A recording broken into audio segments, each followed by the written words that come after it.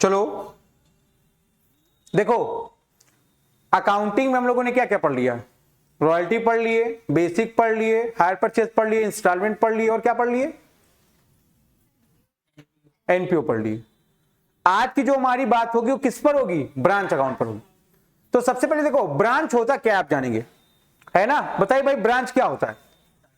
आज अगर आप हल्दीराम का एग्जाम्पल देख रहे हो, तो हल्दीराम ने अपना बिजनेस कैसे स्टार्ट किया था, और आज वर्ल्ड का क्या है, वो नंबर 1 लीडिंग ब्रांड चल रहा है नमकीन के मामले में, है कि नहीं?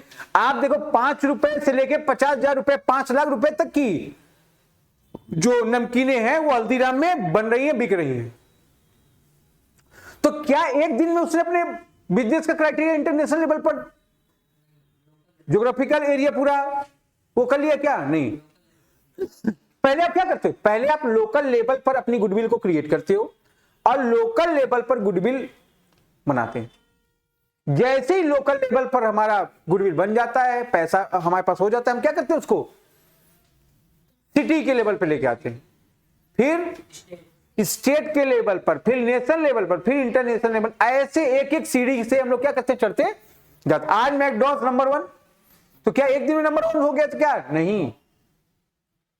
उसी तरह देखो, ब्रांच अकाउंटिंग की बात हो रही है। ब्रांच क्या है? Branch is accounting system. Accounting का एक सिस्टम है in which separate books of account are maintain, जिसमें सेपरेट बुक्स ऑफ अकाउंट आप मेंटेन करते हो for each branch of corporate entity organisation. ठीक है ना?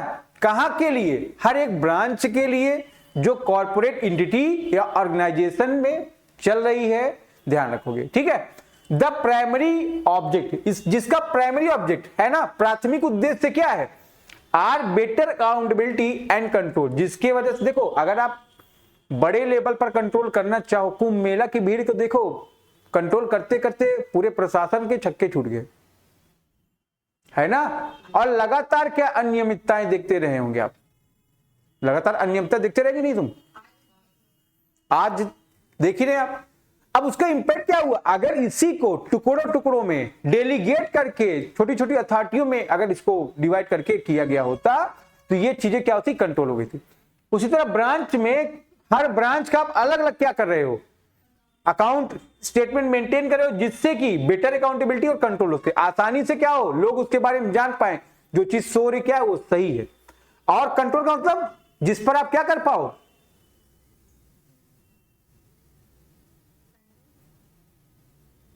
नियंत्रण रख पाओ अपना। सब चीजें अगर आपको पता होगी तभी तो, हर कॉस्ट क्या है, प्रॉफिट क्या है ना, कहां पर हमको लॉस हो रहा है, कहां पर ब्रेक इवन पॉइंट, तभी तो आप कंट्रोल कर पाओगे। Since profitability and efficiency can be closely trace at the branch level, जिससे क्या हो, हर एक ब्रांच लेवल पर आप क्या कर पाओ? प्रॉफिटेबिलिटी और अपनी इफिशियंसी, लाभदायकता एवं निपुणता को आप आसानी से, जल्दी से क्या कर पाइए? पकड़ पाइए, ट्रेस कर पाइए। ठीक है? These branches are divided as per geographical location. In branch को आप geographical location के अकॉर्डिंग डिवाइड कर सकते हो। And each branch has its own profit centre, और हर एक ब्रांच का अपना खुद का एक प्रॉफिट सेंटर होएगा। यहां तक आपको कोई समस्या हो बताइए? ये आपका ब्रांच का डिफिनीशन, मीनिंग कह सकते हो आप इसको। ठीक है? देखो कि ये बिजनेसमैन है, एक्सटेंशन करता है अपने बिजनेस का, तभी वो ब्रांच की बात करता है ना? अगर मैं अपने कोचिंग को पढ़ाना चाहता हूं, क्या करूं? फिजिक्स वाला आप देख रहे होंगे आज की डेट में क्या है, दृष्टि आईएएस, विजन आईएएस, है ना, नेक्स्ट आईएएस, आप देख रहे होंगे ना? हर एक एरिया, हर एक स्टेट में अपनी ब्रांच को पैठ बढ़ा रहा है ना? हो सकता है किसी ब्रांच से उसको लॉस हो, किसी ब्रांच से प्रॉफिट होगा, तो क्या करेगा? आपस में एक दूसरे को सेटअप करता रहेगा। ठीक है? तो बिजनेसमैन क्या, पहले लोकल एरिया यहां पर मेंटेन करेगा, फिर सिटी का एरिया कवर करेगा, फिर ये दोनों मेंटेन होगा, फिर स्टेट पर आ जाएगा, फिर ये तीनों मेंटेन होगा, नेशनल पर आ जाएगा, फिर एक बेटर स्टेबिलिटी और स्ट्रेटेजी के साथ वो इंटरनेशनल मार्केट में उतरेगा। जब आप इंटरनेशनल मार्केट में उतरते हो तो आपके पास चैलेंजेस ज्यादा होते हैं, ट्रेंड्स ज्यादा होते हैं, है ना? उस समय आपको अपने प्रोडक्ट से कई तरह के स्टैंडर्डाइजेशन से गुजरना पड़ता है। ठीक है? तो ध्यान रखो कि ऐसा वो क्यों करता है? जिसको उसको अधिक प्रॉफिट अर्न हो, उसकी गुडविल अच्छी हो, और बिजनेस का जो लेवल है वो इंक्रीज करे। यहां तक कोई दिक्कत? इसके बाद हम लोग बात करते हैं टाइप्स ऑफ ब्रांचेस की। There are 2 types of branch, number 1 inland branch, number 2 foreign branch. Clear है? देखो कि इनलैंड ब्रांच क्या होता है? ऐसी ब्रांच जो आपके ज्योग्राफिकल टेरिटरी के अंदर स्टेब्लिश है, उसको आप इनलैंड ब्रांच कहते हो। घरेलू टेरिटरी का मतलब क्या है? अपने कंट्री के अंदर, ठीक है। और जो आपके टेरिटरी या कंट्री के बाहर है उसको आप क्या बोलते हो? फॉरेन। कोई दिक्कत आपको? आप यहां बता सकते हो। अब इनलैंड ब्रांच दो तरह की, एक डिपेंडेंट है, एक इंडिपेंडेंट है। डिपेंडेंट ब्रांच दो तरह की फर्दर क्लासिफाइड है, एक non maintaining double entry system, एक मेंटेनिंग डबल एंट्री सिस्टम। फिर non maintaining double entry system को फर्दर दो पार्ट में डिवाइड किया गया, goods invoice to branch at cost, फिर goods invoice to branch at invoice price. कोई दिक्कत आपको इसमें? देखोगे इसको छोटा छोटा डिफाइन किया गया, आप इसको एक बार पढ़ लीजिए, फिर मैं बता रहा हूं।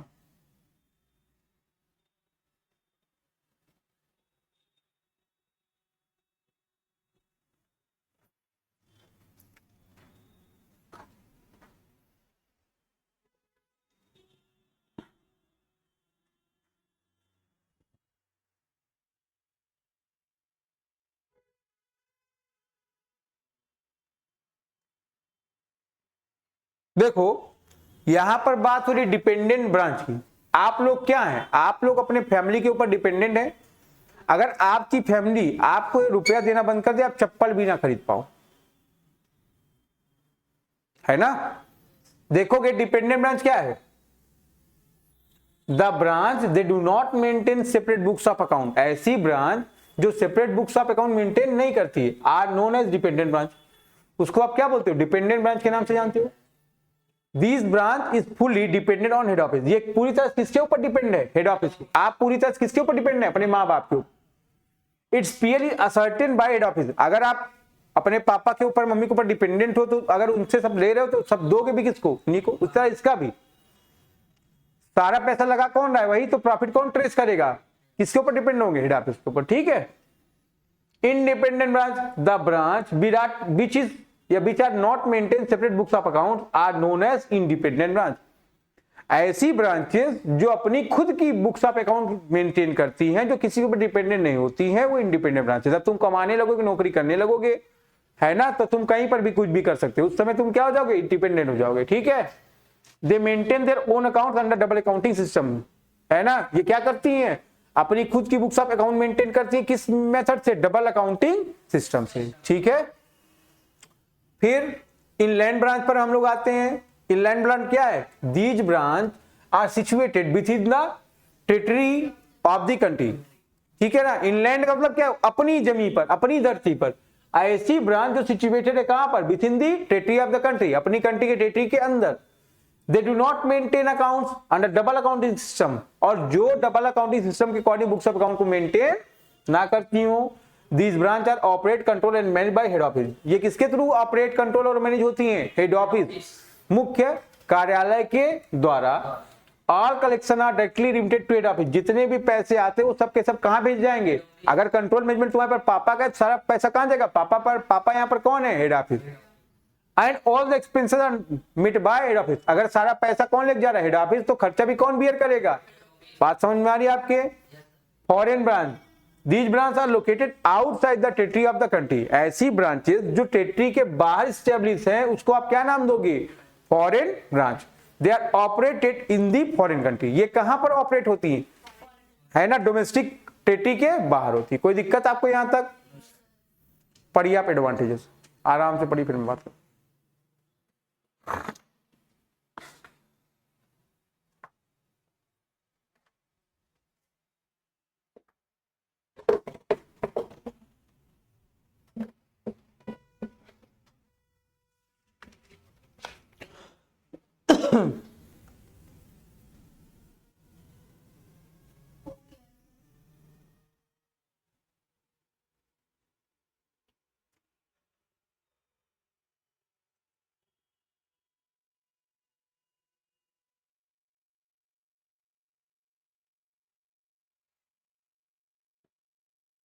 हो गया?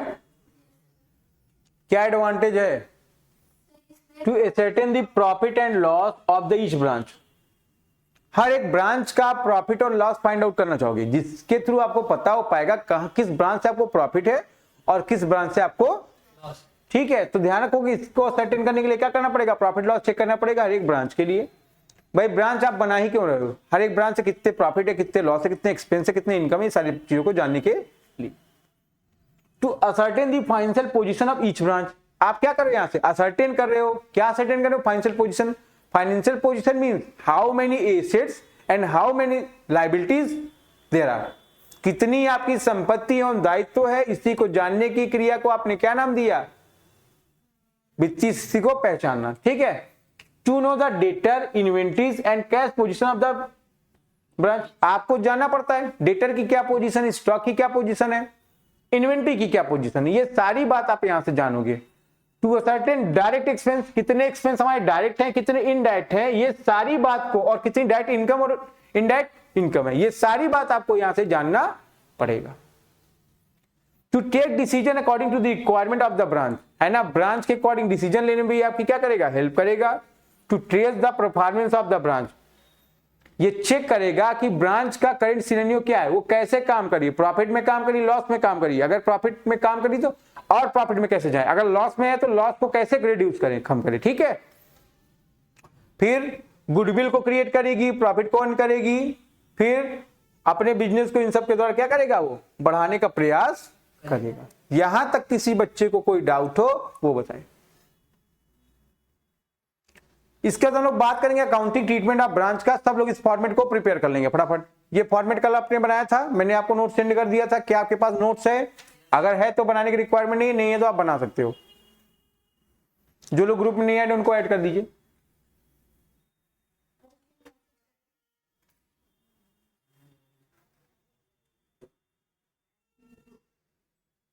बेचारी कल से रो रही थी कि बेहोश होगी तो कॉफी कौन पिलाएगा। क्या पता है, तुम बोलो नंबर सेंड कर देंगे। हाँ, नंबर पे डिलीट हुआ है। तुम्हारा स्पेशल डिलीट किया इसमें अलग से।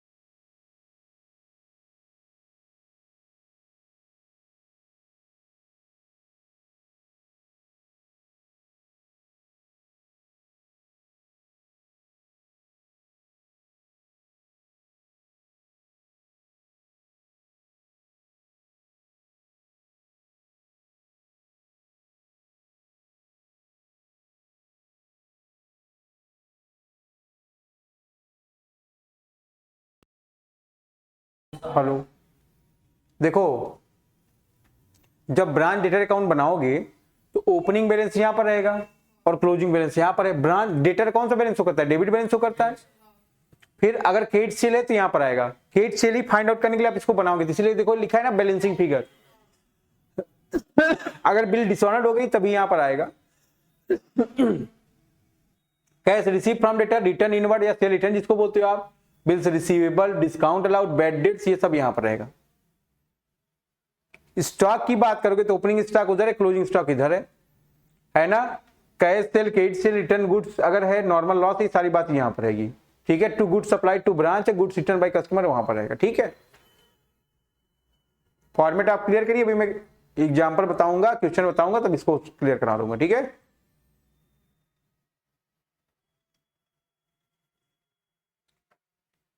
आप लोग बैठे हैं, जो काम करना वो कर नहीं रहे हैं।